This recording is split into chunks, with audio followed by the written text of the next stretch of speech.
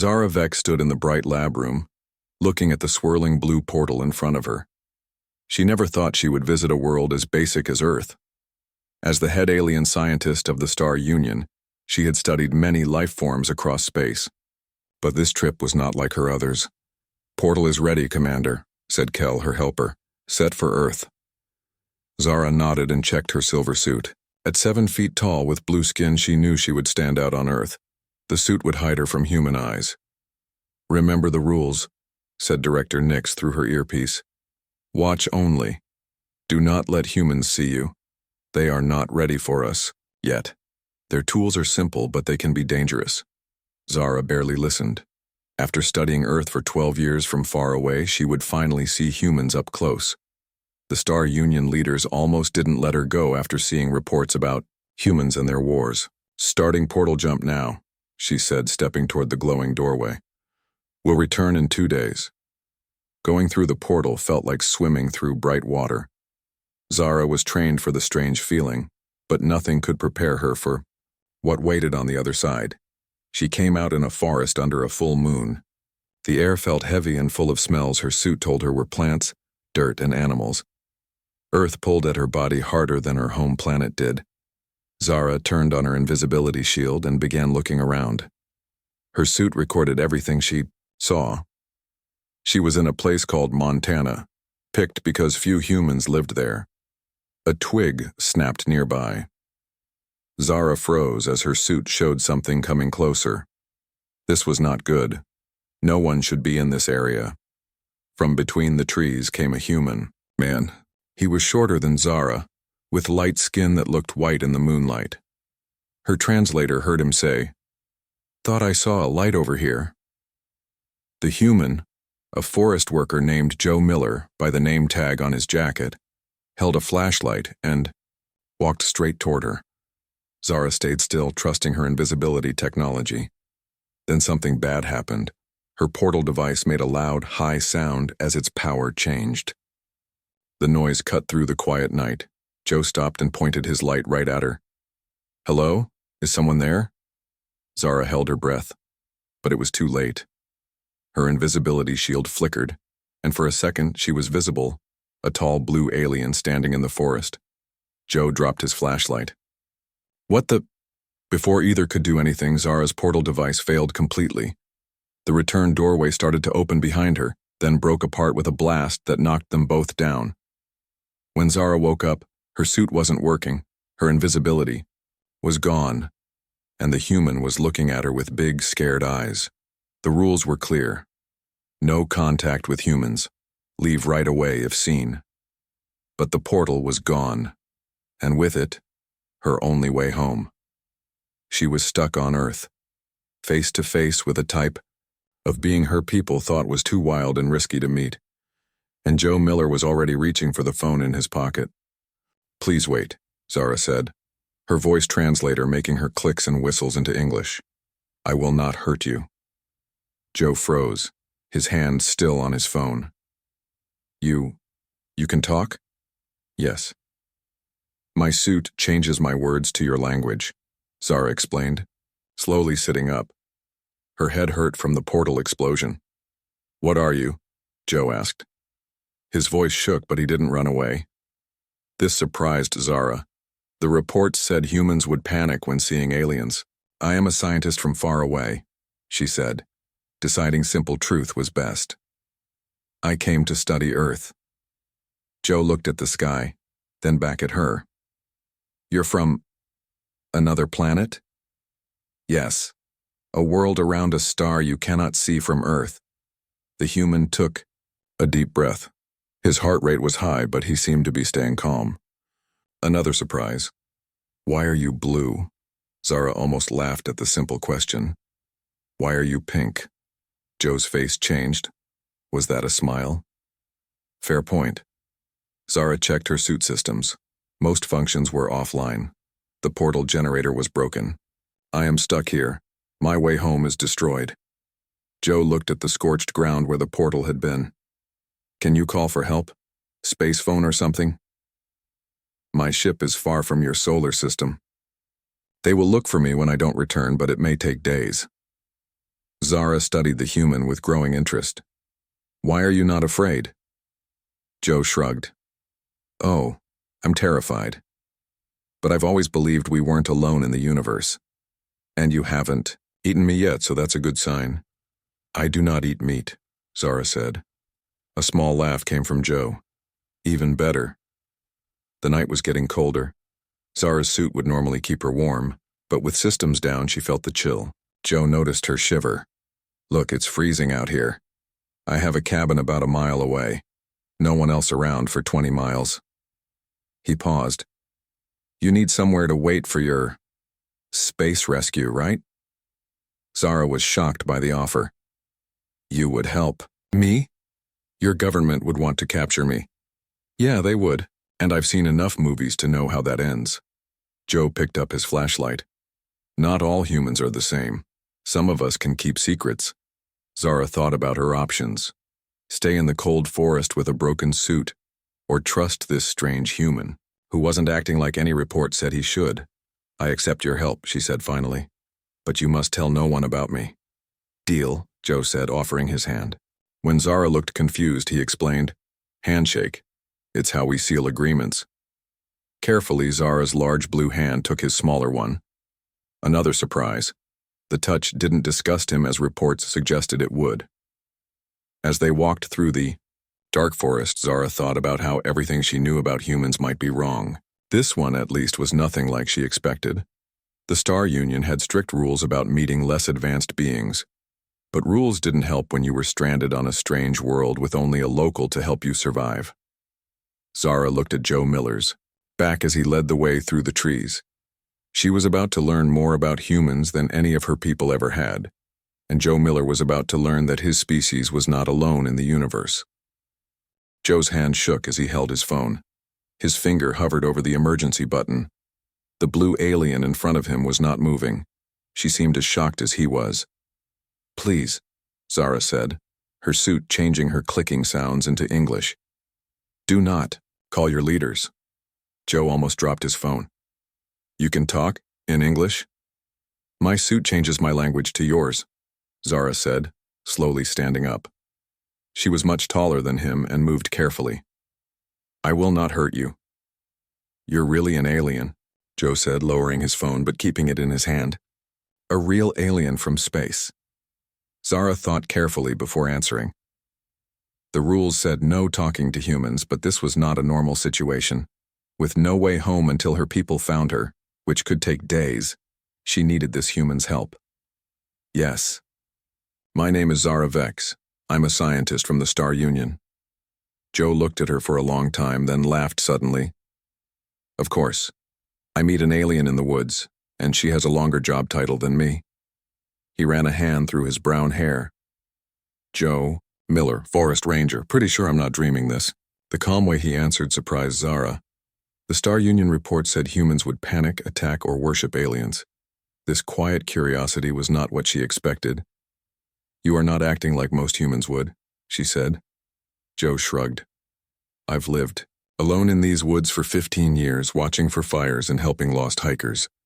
I've had a lot of time to think about space, and if we're alone, he looked at her with calm eyes. Are you hurt? That explosion looked bad. Zara checked her suit systems. My portal device is broken.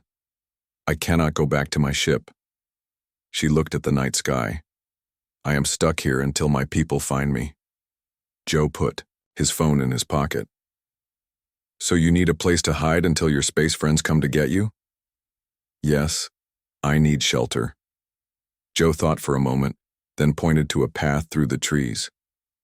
My cabin is about a mile that way. No one else lives within 20 miles. You can stay there until your people find you. Zara was shocked by his offer. You would help me. Your government would think I am very valuable. You could get money or fame by turning me in. Joe's face got serious. You're not a thing to be sold. You're a person who needs help. He picked up his flashlight. Besides, I've seen enough movies to know what happens to aliens who get caught by the government. Not good. As they walked through the forest, Zara's mind filled with questions. Every report the Star Union had on humans said they would be afraid. Instead, this human showed kindness and strong beliefs about right and wrong. Joe's cabin was small but nice, sitting in a clearing with mountains in the distance. Inside, Zara had to duck to avoid hitting her head on the ceiling. "Sorry, it's not built for someone your size," Joe said, starting a fire in the fireplace. "But no one will find you here. I have solar power, my own water well, and internet that barely works." Zara looked around with interest. Wooden chairs, paper books, handmade blankets. It was simple compared to her world, but had a natural beauty she hadn't expected. "Why are you helping me?" she finally asked. Joe sat in an old chair and thought before answering. "When I was a kid, I got lost in these same woods. It got dark and cold.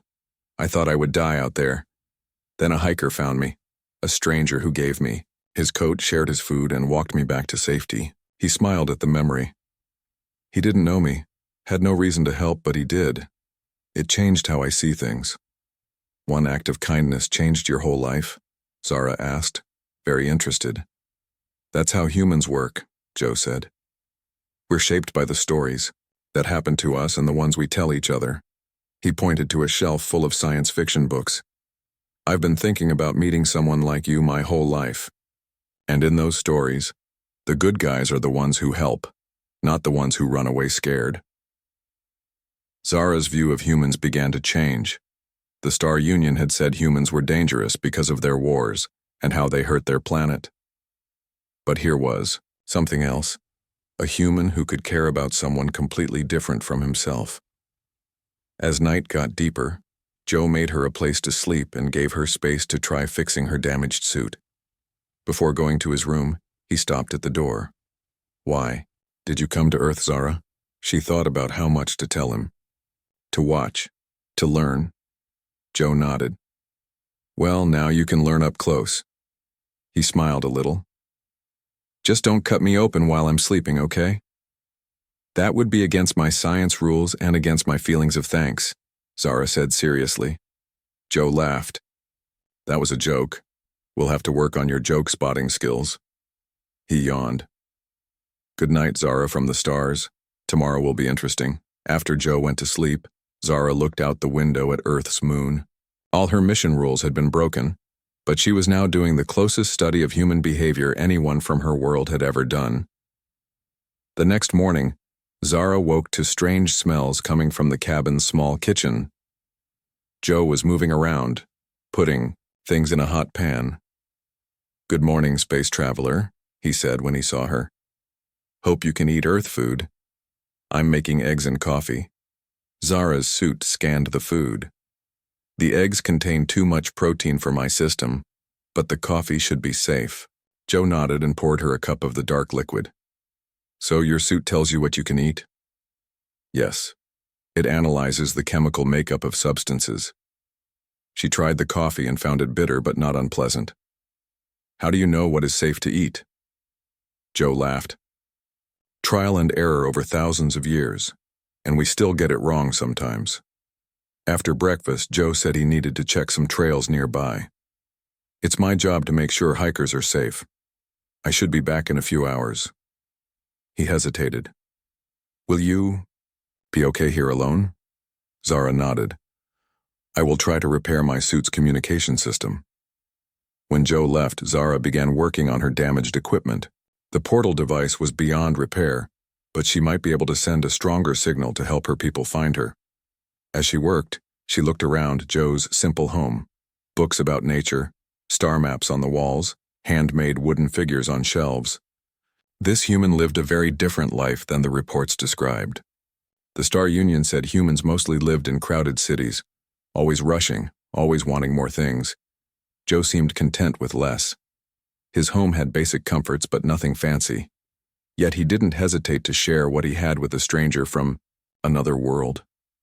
By midday, Zara had managed to boost her suit's signal strength. Her people would find her faster now, maybe in just another day. She wasn't sure how she felt about that. Joe returned to the cabin in the afternoon carrying a bag of supplies. "I went to the small store 40 miles away," he told Zara. "Got you some food that might be better for you. Plant stuff, no meat." Zara was touched by his thoughtfulness. "Thank you. My suit says these fruits will be good for me." Joe watched as she carefully tried an apple. How is it? Sweet. Different from the grown foods on my world. She took another bite. We do not have trees on my planet. All our plants grow in special rooms. No trees. Joe looked sad. That's too bad. Trees are amazing. Some around here are hundreds of years old. Over the next 2 days, Zara learned more about humans than any Star Union scientist ever had. While trying to fix her portal device, she watched Joe's daily life and talked with him. She found these conversations were both good for sharing information and for making friends. On the second day, Joe showed Zara how to play a card game she caught on quickly. Your people all look different, she said, looking at the face cards. On my world, we all have blue skin and are about the same height. Humans come in all colors and sizes, Joe said. It causes problems sometimes. People can be mean about how others look. This seems not smart, Zara said. Differences make a species stronger, Joe smiled. Tell that to most humans. We're still figuring that out. That evening, Joe cooked dinner while Zara told him about the Star Union, the group of 15 thinking species from 7 star systems. She explained their space travel, their cities, and how they shared ideas. Sounds like you've solved all your problems, Joe said. Not all, Zara admitted. We have good technology, but still have trouble understanding each other. My people, the Vex, are seen as too cold and too logical. We don't understand art and stories very well. Yet here you are sharing stories with me, Joe pointed out. This surprised Zara. He was right. She was telling stories, something she usually found hard to do with other Star Union beings. It is easier to talk with you than I expected, she said. On the morning of the 3rd day, Zara's suit picked up a signal from the Star Union. They were looking for her, but the search pattern showed it would be at least 2 more days before they found her exact spot. Joe noticed Zara looking at her suit readout. Any word from the mothership? They are searching for me, she said, but it will be 2 more days before they find me. Joe nodded. Then we have time for a hike. There's a place I want to show you. He led her up a mountain trail. Even though Zara was stronger than Joe, the thin air and stronger gravity of Earth made her breathe hard. You okay? Joe asked. We can rest. My home has lower gravity and more air, she explained. Your world is hard for me. They stopped by a clear lake, watching birds fly overhead. Joe showed Zara how to skip stones across the water. Your people seem very different, she said after a while. Your tools are simple compared to ours, but you understand feelings and right and wrong very well. Joe thought about this. Maybe making better tools and being wise don't always happen at the same time. He picked up another stone. We're still learning, making lots of mistakes. The Star Union sees your wars, how you hurt your planet, Zara said. These things make you look like a young, not ready species. Instead of getting angry, Joe nodded. That's fair, but that's not the whole story. He pointed at the forest around them. This park exists because people fought to save it. For every person who destroys, there's someone trying to protect. The Star Union reports had never mentioned this balance. As they walked back down the mountain, they saw a young deer with a hurt leg. Joe slowly went up to it, talking softly. The deer didn't run away. She's been coming to me for weeks, Joe explained, putting medicine on the deer's wound. Got caught in a trap. I've been helping her get better. Zara watched, amazed, as the wild animal let itself be helped by a human. It trusts you. Trust can go between different types of beings when they mean well, Joe said, looking at her in a way that seemed important. That night, as rain pounded on the cabin roof, they sat by the fire drinking hot chocolate. The cabin, lights flickered as lightning hit nearby. Your planet has wild weather, Zara said as thunder shook the windows. You should see a sunrise from the mountaintop, Joe said, then stopped. Though I guess you'll be gone by then. The reminder that she would leave soon made Zara feel strange. A tightness in her chest that her suit said was not physical, but emotional. Joe, she said carefully, What would happen if the Star Union met Earth officially? He thought about this seriously. Panic probably, religion problems, money problems, but eventually, now we'd adapt. That's what humans do best. We adapt. Would your leaders try to take our technology? To make weapons? Joe didn't say no right away, which Zara respected. Some would try. Others would fight against that. We're not one group. We're billions of people with different ideas. He looked at her directly. What does the Star Union plan for Earth? For now, just watching. Your species is listed as not ready, too unpredictable to talk to safely. Based on what you've seen, do you agree with that? The question made Zara think hard. I have only met one human, she said carefully. That's not enough to make a good decision. Joe laughed. Always the scientist. But sometimes the most important discoveries come from just one example. As the HFY storm raged outside, they talked late into the night. Joe told Zara about Earth history, explained human art and music, described the many different cultures on his world. Zara found herself talking about growing up on her home world, her science work, even her private doubts about Star Union rules. When they finally stopped talking, Joe yawned and stood up. I should get some sleep, early day tomorrow. But before he left the room, he turned back. Zara, I'm glad your portal broke. Meeting you has been the most amazing thing in my life. After he went to his room, Zara sat alone by the dying fire, thinking about something she had never felt before, not wanting to finish her mission and go home. In her years of studying life, forms across the galaxy, she had never found one that made her question the Star Union's rules. Humans were supposed to be dangerous, unpredictable, not ready. But what if the Star Union was wrong? On the morning of the fourth day, Zara's suit picked up a strong signal from the Star Union. They had found her and were getting ready to open a rescue portal.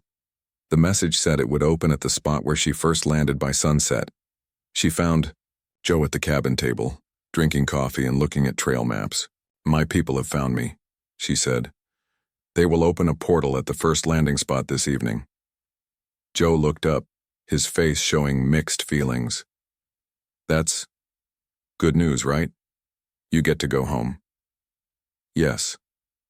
But the word felt empty when she said, they spent the day together, both knowing Zara would leave soon but not talking much about it. Joe took her deeper into the forest than before, showing her hidden waterfalls and very old trees. This one was already over 100 years old when the first European people came to America, Joe said, touching a giant tree's rough bark. It will still be here long after we're both gone. Zara put her blue hand next to his on the tree. On my world, we do not have trees. All our plants grow in controlled rooms. You can travel through space but don't have forests? Joe shook his head. Seems like a bad trade. His simple words made Zara think deeply. The Star Union had given up many natural things to get better technology. As the sun started to go down, they walked to the clearing where Zara had first arrived. They didn't talk much, both feeling sad about saying goodbye. When they reached the spot, Zara turned on her suit's communication system. This is Commander Vex, I'm at the meeting point. The answer came quickly. Signal received, Commander, portal opening in 30 minutes, get ready to come home. Joe sat on a fallen tree watching her. So what happens now? You go back and write your report? Yes. Zara paused. The Star Union Council will read what I observed. And what will your report say about humans? It was the question she had been asking herself since their first talk. Star Union rules were clear. She should report exactly what she saw, with no personal opinions.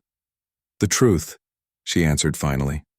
Joe nodded, seeming happy with her answer. He stood and walked to her, looking up at her much taller form. I have something for you. He reached into his pocket and pulled out a small wooden figure he had carved, a human and a taller being standing side by side. Made this last night. Not great art, but... Zara took the carving, looking at the simple but careful details. By Star Union standards, it was rough work, but it touched her deeply. "This is a gift? A reminder," Joe said, "that the first meeting between our kinds was friendship, not fear." The air began to shine as the rescue portal started to form. Zara's hearts beat fast as she made the biggest decision of her life. "Joe, would you come with me?" He looked surprised. "To space? To your world?" "As a speaker for Earth," she explained quickly. "Not as a study subject. The first human to officially speak for Earth to the Star Union." The portal opened fully, a swirling doorway of light. "Commander Vex, get ready to come through," came the voice from her suit. Joe looked from the portal to Zara. "Would I be able to come back?" "Yes, I would make sure of it. And if I stayed here?" Zara paused. "Then I would give my report, and the Star Union would keep its rule of not contacting Earth." Joe thought for a long time, then smiled sadly. "As amazing as that offer is, I can't. My life is here. These forests. This planet." He looked around them. "But maybe someday when Earth is ready you could come back. Not in secret next time." Zara felt a new feeling. Disappointment, she realized, but also respect for his choice. "Commander, Vex portal is at 90%. Come through now," the voice urged. With the wooden carving in her hand, Zara made her final choice. She reached out and placed her other hand on Joe's shoulder. "The Star Union thinks humanity is not ready for contact because you are unpredictable, possibly dangerous." She paused. "My report will say that humanity's unpredictable nature is not a weakness, but a strength. Your ability to adapt, to care about beings different from yourselves, to find meaning in life's short time. These things make you special among all species we know." Joe's eyes widened. "You think we're ready for the stars?"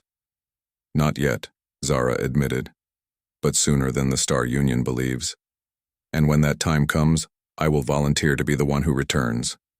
The portal pulsed, waiting for her. "I have to go," she said. Joe nodded, stepping back. "Space is a big place, Zara Vex, but I'll keep looking up knowing you're out there." Zara backed toward the portal, still facing him. "In my language, we do not say goodbye. We say until paths cross again, until we meet in the future." "Until paths cross again, then," Joe replied. With a last look at the human who had changed how she saw an entire species, Zara stepped through the portal and was gone. 3 months later, Joe Miller stood on his cabin porch, watching the night sky as he did every evening. The official story about the strange lights in the forest had been weather testing, and life had returned to normal. But Joe kept watching the stars, kept the second wooden carving he'd made on his fireplace shelf, and waited. When he went inside, he picked up the carving, a blue figure and a human standing side by side. No one would ever believe his story, and he was okay with that. Some experiences weren't meant to be shared with everyone. The radio played quietly in the background as he made dinner. Then a news announcement caught his attention. In Science News, astronomers report an unusual signal detected by radio telescopes around the world. Experts say the pattern appears artificial in nature, but are cautious about calling it evidence of intelligent life. Joe smiled to himself and looked out the window at the stars. "See you soon, Zara," he whispered, and on the other side of the way, Galaxy, a blue-skinned scientist, presented a new paper to the Star Union Council, arguing for changing humanity's classification. On her desk sat a small wooden carving of 2 figures standing side by side, a reminder of the day she stepped through a portal and found herself before a human who changed everything. She looked at the latest data from the signal probe she had secretly sent back to Earth, a message that only someone looking for it would recognize. The first step in a bridge between worlds. In the Star Union's huge database of thousands of worlds and species, Earth now had a new note added to its file. Reconsider contact timeline. Humanity shows unexpected potential. It wasn't much, but it was a start, and Zara Vex was nothing if not patient. After all, some discoveries were worth waiting for. The end.